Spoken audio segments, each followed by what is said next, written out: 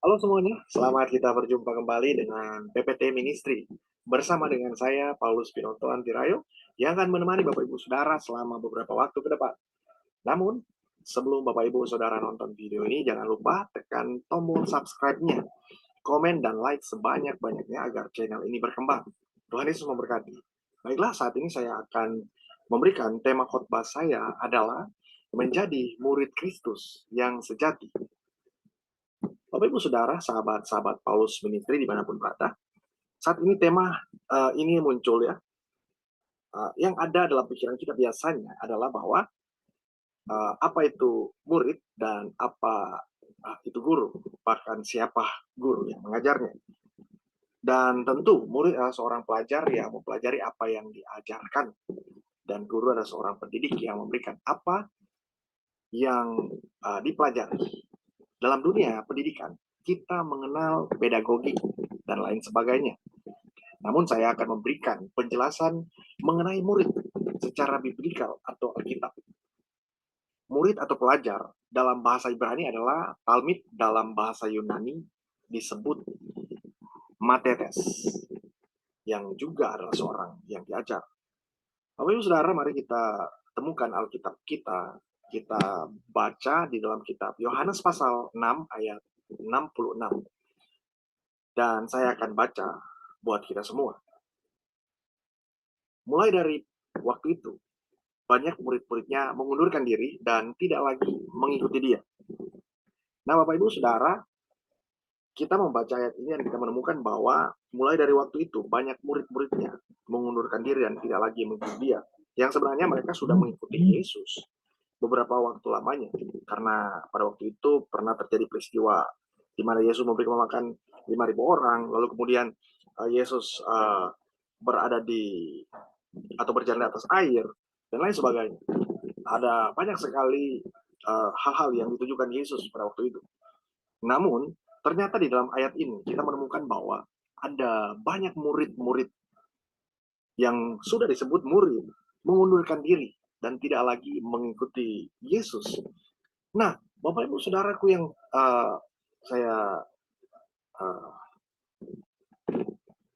kasihi, di sini kita boleh melihat ya bahwa ada begitu banyak orang yang mengikuti Yesus hanya karena melihat berkat, hanya karena melihat uh, sesuatu yang mendukung hidupnya, sehingga dia lupa tentang satu sosok pribadi yang akan memberkati dia, menyertai dia, yang akan terus ada dalam hidupnya. Bahkan jikapun dia merasa seolah-olah Tuhan nggak ada, tetap saja dia beriman bahwa Tuhan itu ada. Seperti salah satu contoh, Sadrak Mesak Abednego dan beberapa tokoh-tokoh Alkitab yang lain. Nah, sehingga di sini adalah bahwa kita tidak mengalami kemunduran iman. Sehingga menjadi murid Kristus yang sejati itulah suatu hal yang harus ada dalam diri kita. Dan kita perlu menyadari bahwa hidup ini perlu yang namanya menjadi murid Kristus yang sejati. Karena kalau kita hanya menjadi murid begitu saja tanpa kita merenungkan secara baik-baik tentang bagaimana kita menjadi murid Kristus yang sejati, sehingga kita tidak menjadi murid Kristus yang sejati. Nah, untuk itu ada 3 hal yang selalu berkaitan dengan seorang murid. Yang pertama, sebuah pengajaran atau pendidikan, lalu kemudian tingkah laku, karakter kita. Yang kedua, kita harus menjadi eksponen, dan kemudian dalam pengajaran tersebut kita harus menerapkannya, dan ketiga adalah kita menyelesaikan tugas-tugas yang diberikan oleh seorang guru agar kita menjadi murid yang berprestasi. Namun dalam hal ini, dalam kekristenan juga pun demikian, bahwa ada pengajaran yaitu firman Tuhan, dan tingkah laku kita bisa melihat tingkah laku yang dilakukan oleh Yesus, yang dicontohkan oleh Yesus dalam tugas-tugas pelayanan selama kurang lebih 3 tahun setengah, dan kemudian membuat dia juga perlu ya menyampaikan pesan-pesan dari Bapa kepada Yesus, lalu kemudian diteruskan kepada murid-muridnya, dan kepada murid-muridnya disampaikan kepada kita sampai hari ini. Lalu kemudian Bapak Ibu Saudara, sahabat-sahabat Paulus Ministry dimanapun berada, ya, sehingga kita menjadi murid Kristus yang sejati. Lalu Bapak Ibu Saudara yang diberkati oleh Tuhan, rugikah kita menjadi murid Kristus yang sejati? Sebagian orang akan menganggap rugi karena hanya membuang-buang waktu saja. Sebagiannya lagi akan menganggap membuang-buang tenaga, dan sebagiannya lagi akan berkata, ya, eh, saya kan sudah tua, atau mungkin saya kan masih muda, waktu saya masih panjang, sehingga nggak mungkin dong saya menjadi murid Kristus yang sejati. Nah, sehingga momen-momen dia dengan Tuhan itu akan hilang. Dia akan kehilangan momen dengan Tuhan. Yang sebenarnya Tuhan begitu sabar menanti kita sehingga dia berikan kesempatan itu. Nah, Bapak Saudara dimanapun berada, sahabat Paulus Ministry, jadi persoalan di sini bukan tentang usia. Siapapun kita, baik kita muda, tua, kalau kita ingin menjadi murid Kristus yang sejati, pasti yang akan memberikan kemampuan bagi kita adalah Kristus. Bahkan dia menjanjikan Roh Kudus, dan Roh Kudus itu sudah ada dalam kehidupan kita. Kita tinggal menerapkan itu dalam kehidupan pribadi setiap individu kita, sehingga kita akan terus survive dalam kehidupan ini, dan kita akan tetap merasa bahwa Tuhan tuntun kita. Nah, Bapak Ibu Saudara, sahabat-sahabat Paulus Ministry dimanapun berada, mari kita lihat bahwa persoalan itu tidak menjadi masalah. Ya. Jika kita mungkin berkata bahwa saya masih muda, lagi pula buat apa saya mengikuti Tuhan, sedangkan kesempatannya masih panjang, masih banyak kesempatan-kesempatan waktu-waktu yang diberikan Tuhan, dan kita justru malah menganggap itu hal yang sepele, yang sebenarnya Tuhan akan memakai kita dengan luar biasa. Ada beberapa tokoh Alkitab yang menjadi murid Tuhan yang sejati. Mereka begitu tekun, mereka begitu giat ya, pada zamannya mereka. Ya. Namun kemudian di sini saya memberikan 3 alasan mengapa kita menjadi murid Kristus yang sejati. Ada 3 alasan mengapa kita menjadi murid Kristus yang sejati. Alasan yang pertama, karena Tuhan yang pilih kita. Nah, lalu kemudian pertanyaannya begini, bagaimana kita tahu bahwa Tuhan pilih kita? Seringkali kita merasa bahwa Tuhan tidak pilih kita hanya karena apa? Hanya karena kita tidak berpikir bahwa Tuhan memang tidak pilih kita, Tuhan memang tidak pilih saya. Tetapi percayalah bahwa ketika kita dipilih Tuhan, maka kita akan menjadi murid Kristus yang sejati. Dan kita harus benar-benar menyadari bahwa kita harus tetapkan langkah hidup kita agar supaya kita benar-benar merasa bahwa kita dipilih oleh Tuhan. Sebagian orang merasa tidak dipilih Tuhan, lalu kemudian mereka menjadi skeptis, mereka merasa tidak percaya diri lagi untuk melayani Tuhan. Hanya karena apa? Hanya karena mungkin ada kata-kata orang yang membuat mereka tidak bisa bangkit kembali dari keterpurakan mereka. Bahkan mungkin ada orang yang mengintimidasi mereka dengan masa lalu mereka. Tetapi saya yakin dan percaya bahwa ketika kita merasa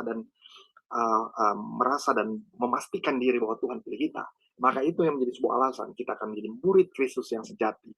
Dan percayalah, kita menjadi disciple-nya Tuhan, God disciple. Jadi murid Kristus yang sejati itu perlu kita renungkan dan ada dalam hati kita, sehingga kita akan terus melayani Tuhan seumur hidup kita.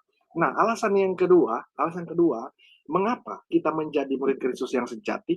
Karena Tuhan punya tujuan. Sebenarnya, kenapa kita dipilih? Karena Tuhan punya tujuan.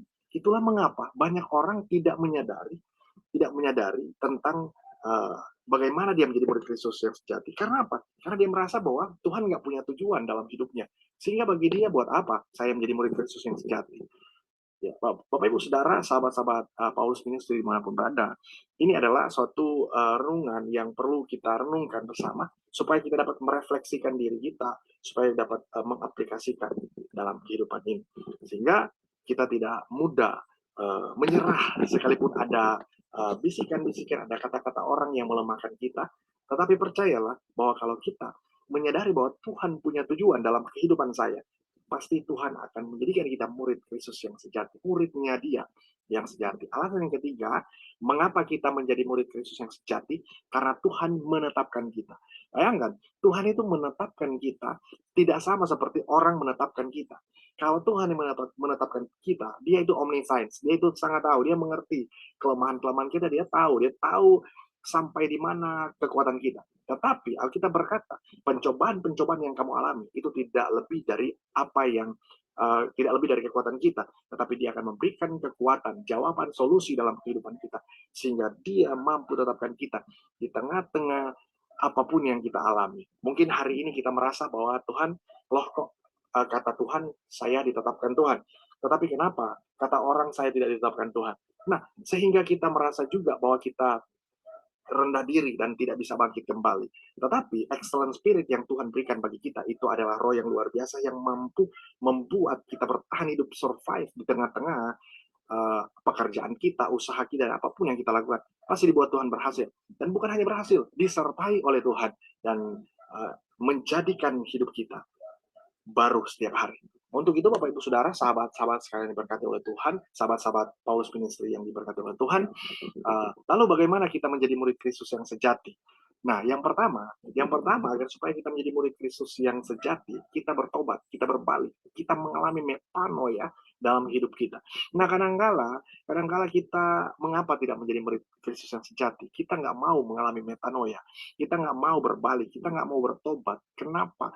Karena kita mungkin berpikir, Tuhan saya terlalu jauh, nggak mungkin lagi saya datang kepada Tuhan. Tuhan saya sudah rusak parah, saya nggak bisa lagi, saya sudah benar-benar nggak bisa buat apa-apa lagi, sehingga saya merasa saya nggak bisa lagi dipulihkan oleh Tuhan dengan hal-hal yang membuat saya justru jauh daripada Tuhan, sehingga saya tidak lagi mengalami pertobatan atau metanoia. Nah, sehingga kadangkala ketika kita sudah mengalami pertobatan, justru ada begitu banyak sekali challenge, masalah, persoalan yang diperhadapkan kepada kita. Tetapi percayalah, kalau Tuhan yang mengarahkan kita, Tuhan yang menjadi kekuatan kita, stronger, maka Dia akan menuntun kita dalam segala yang kita buat. Nah, sehingga kalau kita bertobat, kita nggak mungkin lagi kan melakukan hal yang sama, tetapi justru kita menjadi konsisten agar supaya kita tetap melayani Dia dan kita menjadi murid Kristus yang sejati. Dan kemudian kedua, lalu bagaimana kita menjadi murid Kristus yang sejati? Kita berubah menjadi yang lebih baik, berkenan di hadapan Tuhan. Tentu kita punya uh, perubahan-perubahan tersendiri, ya kita memiliki grafik sendiri dalam hidup kita. Kita bisa mengukur sejauh mana pengiringan saya dengan Tuhan, sehingga kalau kita berpikir bahwa kita harus terus berubah menjadi lebih baik, maka Tuhan akan tolong kita. Persoalannya kadangkala kita yang nggak mau berubah. Hanya karena apa? Masa lalu kita terlalu sulit, terlalu suram, dan terlalu membuat kita justru nggak mau lagi mengalami perubahan. Dan akhirnya itu akan mengintimidasi hidup kita. Dan iblis mencuri setiap apa yang kita miliki. Yang sebenarnya Tuhan akan memerdekakan kita, memberikan kita kemenangan, dan akhirnya momen yang sebenarnya kita mau terima, akhirnya kita nggak terima. Mengapa? Karena kita tertekan, kita mengalami depresi, kita mengalami sesuatu yang merugikan hidup kita. Yang sebenarnya kalau ikut Tuhan banyak keuntungannya. Sehingga Rasul Paulus pun berkata bahwa mati pun adalah sebuah keuntungan. Ya. Ada dua hal, ya, bahwa ketika kita mengikuti Tuhan dengan benar, menjadi murid Kristus yang benar, maka kita akan dituntun Tuhan sekalipun dalam masalah, proses, dan lain sebagainya. Lalu kemudian yang kedua, sekalipun kita ada dalam berkat Tuhan yang luar biasa, yang membuat kita justru memiliki segala-galanya, lalu kemudian ketika kita juga berubah, itu adalah sebuah hal yang baik, adalah sebuah hal yang perlu juga ada dalam kehidupan kita. Dan berkat Tuhan itu mendukung kita, menunjang kita, atau sarana prasarana yang kita miliki, itu menunjang kita untuk melayani Tuhan. Yang sebenarnya banyak orang berpikir bahwa ketika berkat Tuhan itu datang dalam kehidupan mereka, ketika berkat Tuhan itu mereka miliki, sehingga mereka tidak melayani Tuhan dengan maksimal. Yang sebenarnya berkat Tuhan itu seharusnya membuat kita lebih giat lagi.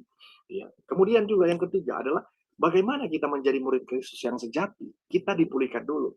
Nah, Bapak Ibu Saudara, sahabat-sahabat Paulus Ministry dimanapun berada, jadi kita dipulihkan dulu oleh oleh Tuhan. Jangan dulu kita berpikir dipulihkan oleh siapapun. Ya, jangan dulu kita dipulihkan oleh uh, stimulasi tertentu yang membuat kita berubah atau apapun, uh, sehingga kita tidak dipulihkan. Ya. Kita harus dipulihkan dulu oleh Tuhan, lalu kemudian kita dapat memulihkan orang lain, yang dimana kita adalah sebagai sarana Tuhan untuk memulihkan orang lain.